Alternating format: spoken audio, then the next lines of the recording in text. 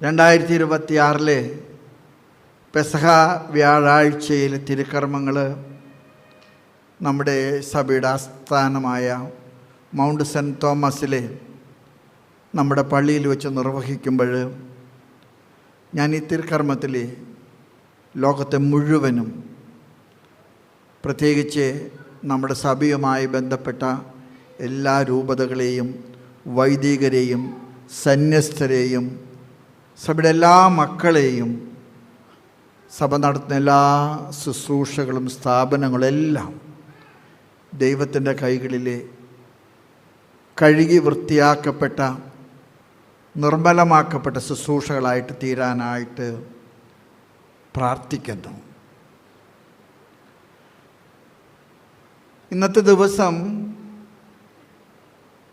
കർത്താവ് ശിഷ്യന്മാരുടെ കാലുകൾ കഴുകിയത് നമ്മൾ ഓർമ്മിക്കുന്നു. ലയനാർഡോ ഡാവിഞ്ചിയുടെ വളരെ മനോഹരമായിട്ടുള്ള ഒരു ചിത്രമുണ്ട്.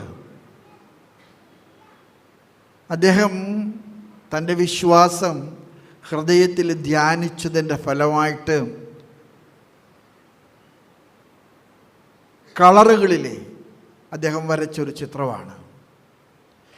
ആ ചിത്രത്തിൻ്റെ ഒരു വലിയ പ്രത്യേകത, കർത്താവ് കാല് കഴുകി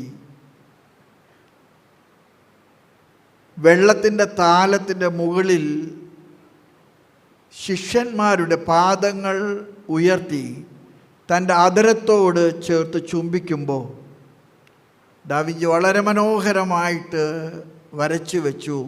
ആ വെള്ളത്തിലെ ഈശോയുടെ മുഖം പ്രതിബിംബിക്കുന്നു. ഇന്ന് പെസഹ വ്യാഴാഴ്ച ഞാനും നിങ്ങളും കർത്താവിൻ്റെ ശുശ്രൂഷകളിലെ കൂട്ടുപങ്കാളികളാകുകയാണ്. ഈ ശുശ്രൂഷകളിലൂടെ കർത്താവിൻ്റെ വ്യക്തിത്വത്തിലും ദൗത്യത്തിലും നമ്മൾ കൂട്ടുപങ്കാളികളാകുകയാണ്. നമ്മളൊരു കുടുംബമായിട്ട് കർത്താവിൻ്റെ മേശയ്ക്ക് ചുറ്റും ഒന്നിച്ച് കൂടുകയാണ്. നിങ്ങൾക്കറിയാം, പെസഹ ആചരണം ആരംഭിക്കുന്നത് പഴയ നിയമത്തിൽ നിന്നാണ്. ഇന്നത്തെ ഒന്നാമത്തെ വായന അതിൻ്റെ ഓർമ്മകളാണ് നമ്മളോട് പങ്കുവെച്ചത്. പുറപ്പാടിൻ്റെ പുസ്തകം 12-ാമത്തെ അധ്യായം ഏകദേശം പൂർണ്ണമായിട്ടും നമ്മൾ വായിച്ചു. പഴയ നിയമത്തിലെ പെസഹ ആചരണം വിമോചനത്തിൻ്റെ ഒരു വലിയ ആഘോഷമായിരുന്നു. ഇസ്രായേൽ മക്കൾ ഈജിപ്തിലെ അടിമത്തത്തിലെ സ്വാതന്ത്ര്യമില്ലാതെ കഴിഞ്ഞിരുന്നൊരു കാലഘട്ടത്തിൽ ദൈവം ഇസ്രായേലിനെ മോചിപ്പിക്കാനായിട്ട് തീരുമാനിക്കുന്നു. ഈ മോചനത്തിനെ ദൈവം തിരഞ്ഞെടുക്കുന്നത് വിക്കനായ മോശയാണ്. മോശ സങ്കടത്തോടുകൂടെ കർത്താവിനോട് പറയുന്നുണ്ട്, നീ പറയുന്ന കാര്യങ്ങൾ നിർവഹിക്കാൻ, സംസാരിക്കാൻ എനിക്ക് പ്രാഭവമില്ല. I am not eloquent. സഹോദരനായ ജോഷുവയെ കൂട്ടിനെ കൊടുക്കുകയാണ്. പുറപ്പാടിൻ്റെ പുസ്തകത്തിൽ ഈ വലിയ വിമോചനം, വരാനിരിക്കുന്ന ഒരു വിമോചനത്തിൻ്റെ അടയാളമായിട്ടാണ് കർത്താവ് കരുതുന്നത്. വരാനിരിക്കുന്ന വിമോചനം ക്രിസ്തുവിലൂടെ സാക്ഷാത്കരിക്കപ്പെടേണ്ട വലിയ വിമോചനമാണ്. നിങ്ങൾ പെസഹ കുഞ്ഞാടിനെ തിരഞ്ഞെടുക്കുമ്പോൾ ശ്രദ്ധിക്കേണ്ട ഒരു കാര്യമുണ്ട്. ആ കുഞ്ഞാട് ഊനമറ്റതായിരിക്കണം. അത് കേടുപാടുകളില്ലാത്ത, പൂർണ്ണതയുള്ള, ആരോഗ്യമുള്ള ഒരു കുഞ്ഞാടായിരിക്കണം. സ്നേഹമുള്ള എൻ്റെ സഹോദരങ്ങളെ, നമ്മുടെ ക്രൈസ്തവ ജീവിതത്തിൻ്റെ ഊനമറ്റ ആരോഗ്യമാണ് നമ്മുടെ ആധ്യാത്മികത. ഞാനും നിങ്ങളും സമ്പത്തുള്ളവരായിരിക്കാം, സമ്പത്ത് കുറവുള്ളവരായിരിക്കാം, ഒരുപാട് വിദ്യാഭ്യാസമുള്ളവരായിരിക്കാം, നല്ല തസ്തികകളിൽ ജോലി ചെയ്യുന്നവരായിരിക്കാം. ചിലപ്പോൾ അങ്ങനെ ഒന്നുമില്ലാതെ സാധാരണ കൂലി വേലകൾ കൊണ്ടൊക്കെ ജീവിക്കുന്നവരായിരിക്കാം. എന്തുമാകട്ടെ, നിൻ്റെ മനസ്സിൻ്റെ ശുദ്ധിയാണ് കർത്താവിൻ്റെ തിരഞ്ഞെടുപ്പിൽ നിന്നെ യോഗ്യനാക്കുന്നത്. ഊനമറ്റ കുഞ്ഞാടിനെ തിരഞ്ഞെടുക്കുമ്പോൾ ഞാനും നിങ്ങളും മറക്കാതെ ഓർമ്മിക്കണം, ഈ പെസഹ കൊണ്ടാടുന്നത് ഒരു ഓർമ്മ ആചരണത്തിൻ്റെ ആഘോഷം മാത്രമല്ല. ഞാനും നിങ്ങളും കുറ്റമില്ലാത്തവരായിട്ട് ജീവിക്കേണ്ടതിന് കർത്താവ് തിരഞ്ഞെടുക്കപ്പെട്ടവരാണെന്ന് ഒരിക്കൽ കൂടെ കർത്താവ് നമ്മെ ഓർമ്മപ്പെടുത്തുന്ന ഒരു ദിവസമാണ്. അതുകൊണ്ട് തന്നെ നമ്മുടെ ജീവിതത്തിലെ ഏറ്റവും വലിയ സ്പേസ് എന്ന് പറയുന്നത് the space four improvement.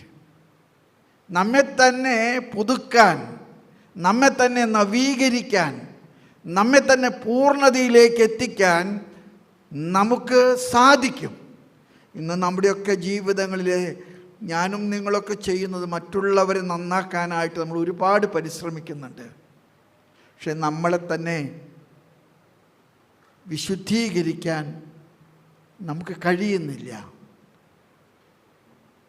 Francis മാർപ്പാപ്പ എന്ന പേരെടുത്തത് എന്തുകൊണ്ടാണെന്ന് അദ്ദേഹത്തോട് ചോദിച്ചപ്പോൾ അദ്ദേഹം പറഞ്ഞു, ഒരിക്കൽ പോലും പ്രസംഗിക്കാതെ ജീവിതം പ്രസംഗമാക്കി മാറ്റിയ ഒരാളാണ് അസീസിലെ ഫ്രാൻസിസ്. ഒരിക്കൽ പോലും അദ്ദേഹം പ്രസംഗിച്ചിട്ടില്ല. പക്ഷെ സ്വന്തം ജീവിതം അദ്ദേഹം ഒരു പ്രസംഗമാക്കി മാറ്റി. ഈ പെസഹായുടെ ദിവസത്തിലെ പുറപ്പാടിൻ്റെ ഓർമ്മ പഴയ നിയമത്തിൽ നിന്ന് പുതിയ നിയമത്തിലേക്ക് കർത്താവ് എടുത്ത് മാറ്റുമ്പോൾ കർത്താവ് പറയുന്ന ഒരൊറ്റ വാചകം മാത്രമുള്ളൂ, ഇത് മുറിക്കപ്പെട്ട അപ്പമാണ്, ഇത് ചിന്തപ്പെട്ട രക്തമാണ്, എൻ്റെ ഓർമ്മയ്ക്കായി നിങ്ങളിത് ചെയ്യുവിൻ. മുറിക്കപ്പെടാത്തതൊന്നും തന്നെ കർത്താവിൻ്റേതല്ല. മറ്റുള്ളവർക്ക് വേണ്ടി ചിന്തപ്പെടാത്തതൊന്നും തന്നെ കർത്താവിൻ്റേതല്ല. അതുകൊണ്ട് പെസഹ കടന്നുപോക്കലാണ്. ഈ കടന്നുപോകല് ഒരു പരിവർത്തനത്തിൻ്റെ കടന്നുപോകലാണ്. ഈ കടന്നുപോകലിൽ ഞാനും നിങ്ങളും കർത്താവിലേക്ക് പരിവർത്തനപ്പെടുന്നില്ലെങ്കിൽ, കർത്താവിൻ്റെ കുരിശിൻ്റെ വഴിയിൽ മനോഹരമായിട്ടുള്ള ഒരു രംഗമാണല്ലോ 6-ാമത്തെ സ്ഥലം. വെറോനിക്ക വിവർണനായിട്ട് രക്തത്തിൽ കുളിച്ച കർത്താവിനെ കണ്ടപ്പോൾ സങ്കടത്തോടടുത്ത് ചെന്ന് തൻ്റെ തൂവാല കൊണ്ട് കർത്താവിൻ്റെ മുഖം ഒപ്പിയെടുത്തു. ആ ഒപ്പിയെടുത്ത തൂവാലയിൽ കർത്താവ് തിരിച്ചവൾക്ക് കൊടുത്തത് തൻ്റെ മുഖത്തിൻ്റെ ഛായയാണ്. എൻ്റെ പ്രിയപ്പെട്ട സഹോദരങ്ങളെ, കർത്താവിൻ്റെ ഛായ എൻ്റെയും നിങ്ങളുടെയും ജീവിതത്തിലേക്ക് പകർത്തിയെടുക്കാൻ ദൈവം നമുക്കൊരുക്കുന്ന വലിയ ഒരവസരമാണ് പെസഹ. ഇത് കടന്നു പോകലിൻ്റെ ഒരു സന്ദർഭമാണ്. ഈ കടന്നു പോകല് ഞാനും നിങ്ങളും ഭൂമിയിൽ നടത്തുന്ന ഒരു സ്പേസിൻ്റെ കടന്നുപോക്കലല്ല. ഞാനും നിങ്ങളും ജീവിതം കൊണ്ട് വരുത്തുന്നൊരു മാറ്റം കൊണ്ട് ഈ സമൂഹത്തിൽ സംഭവിക്കേണ്ട ഒരു പരിവർത്തനമുണ്ട്.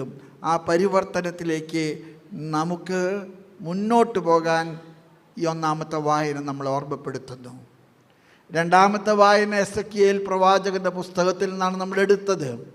45-ാമത്തെ അധ്യായം 18 തുടങ്ങി 25 വരെയുള്ള വചനങ്ങൾ.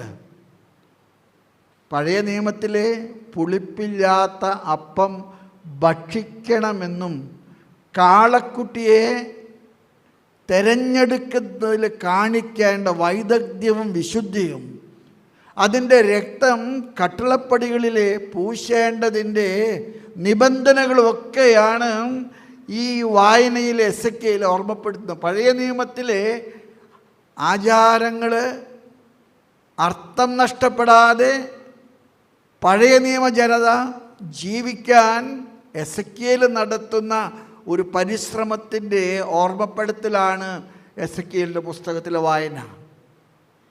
എന്നെയും നിങ്ങളെയും കർത്താവ് ഓർമ്മപ്പെടുത്തുകയാണ്.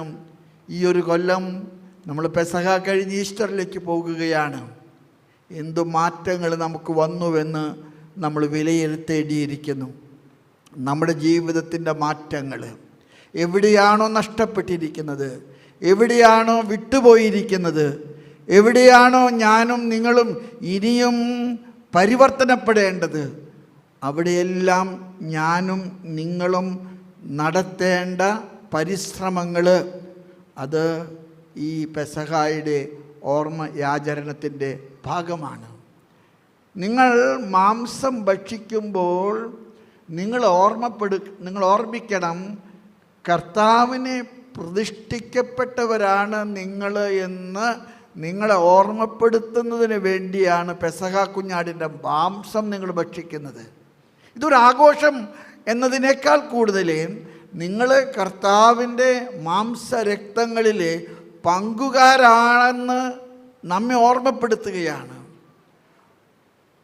പഴയ നിയമത്തിൽ നിന്ന് പുതിയ നിയമത്തിലേക്ക് വരുമ്പോൾ കർത്താവ് നടത്തിയ മാറ്റം ഈ വലിയ ദൈവഹിതമാണ്.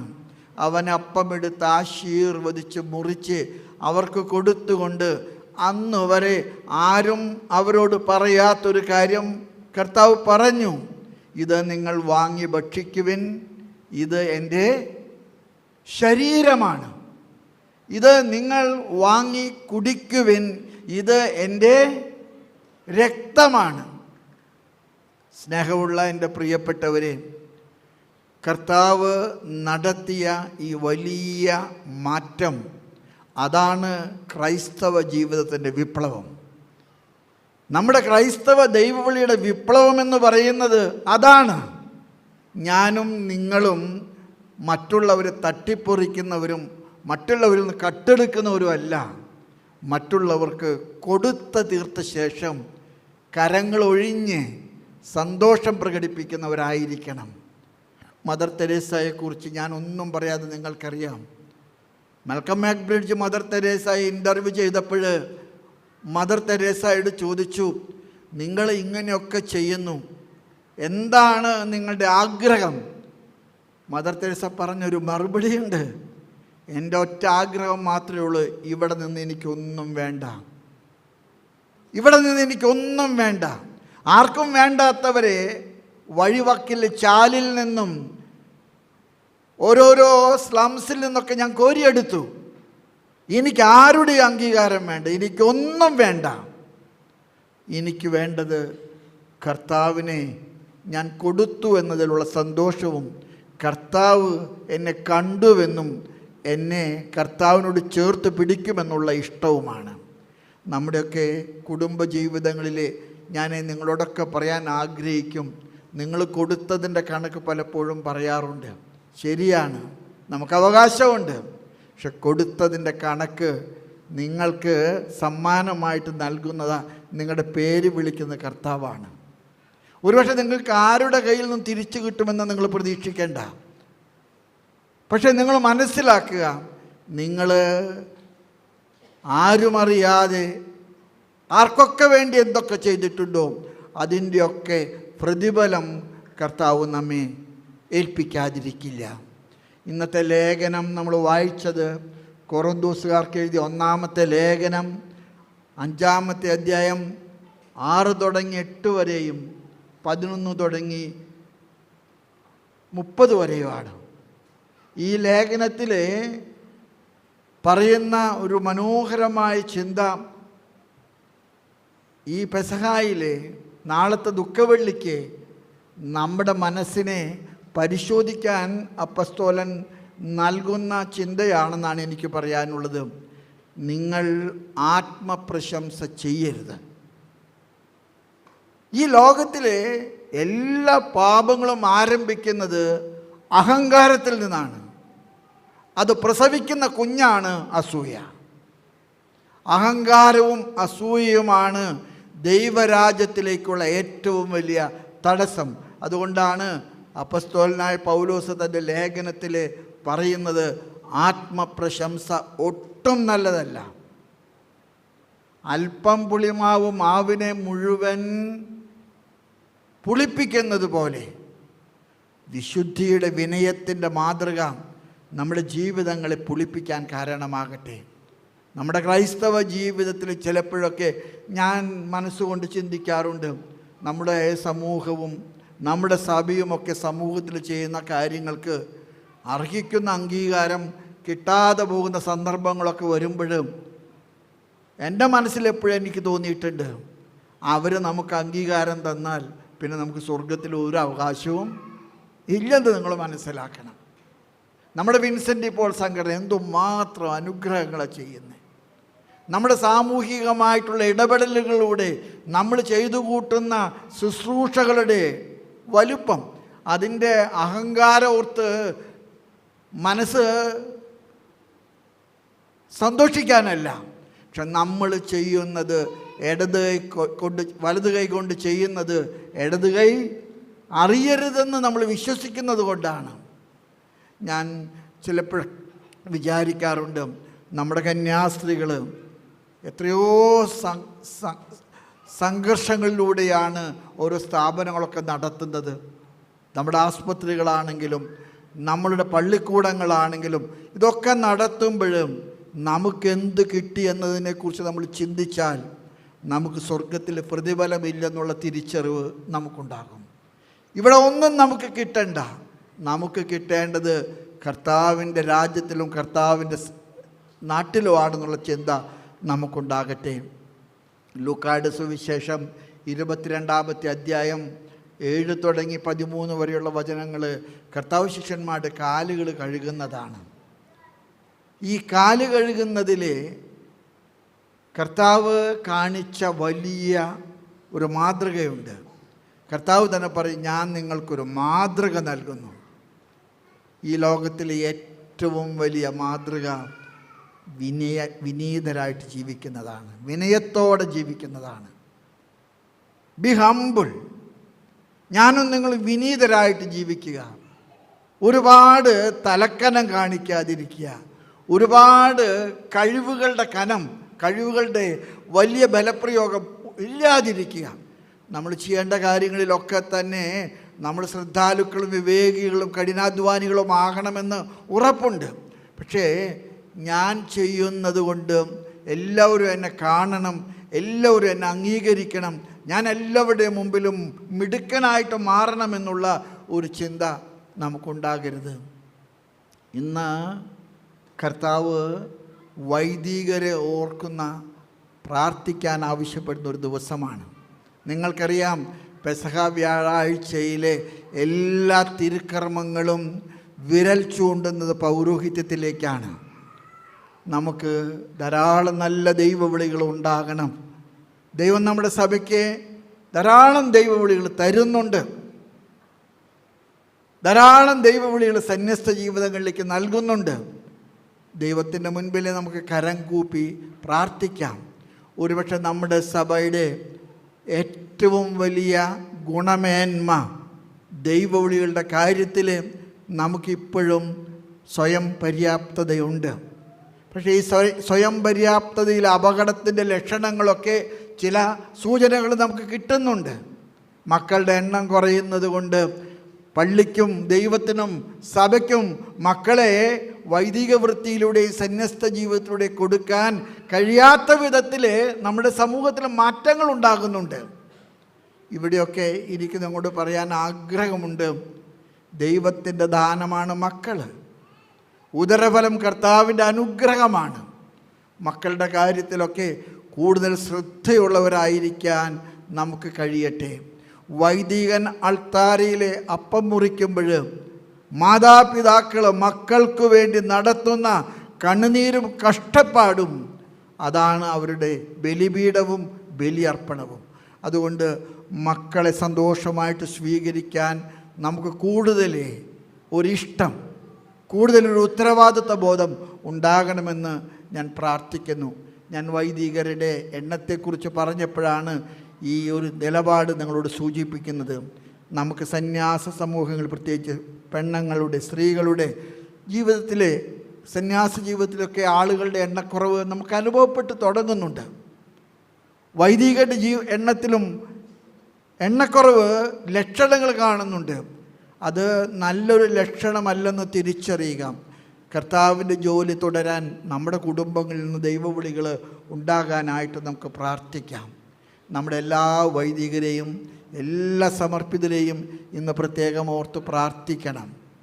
നമ്മുടെ എല്ലാ സ്ഥാപനങ്ങളിലും എല്ലാ ശുശ്രൂഷകളിലും കർത്താവിൻ്റെ നിയോഗം നിർവഹിക്കപ്പെടാൻ ദൈവം നമ്മളെ അനുഗ്രഹിക്കാനായിട്ട് നമുക്ക് പ്രാർത്ഥിക്കാം.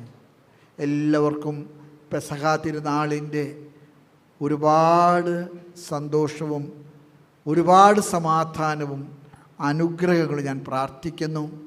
കർത്താവ് മുറിച്ചു പങ്കിട്ടതുപോലെ നമുക്ക് മുറിച്ചു പങ്കിടാൻ കഴിവുള്ളവരാകാം.